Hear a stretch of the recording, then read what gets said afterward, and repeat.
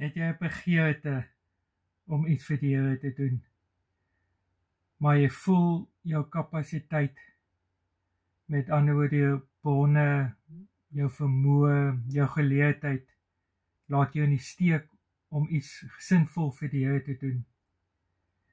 Wil ek vandag met jou gesels dat die Here elkeen van ons gebruik waar ons is, soos ons is. Hoor wat sê Galasiërs 6 vers 10. Terwyl ons nog tyd oor het, moet ons elke geleentheid benut om goed te doen aan almal wat op ons pad kom, maar veral aan ons broers en susters in die Here. Nou, het jy al 'n klippie in die dam gegooi? Jy het 'n stiltam. En sodra jy daai klippie ingegooi, dan maak hy sulke kringe, sulke rimpel effek.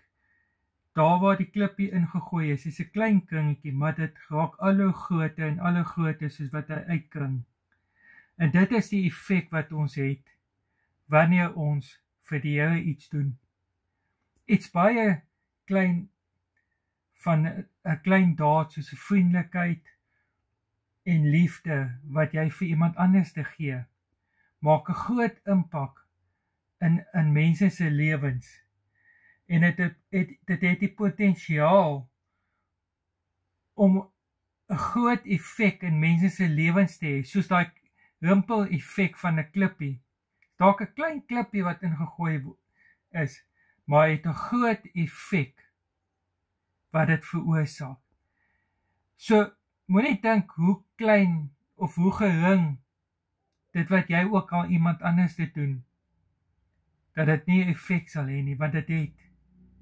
So, wees net altyd bereid om iets vir God te doen, daar waar jy jouself bevind. God bless.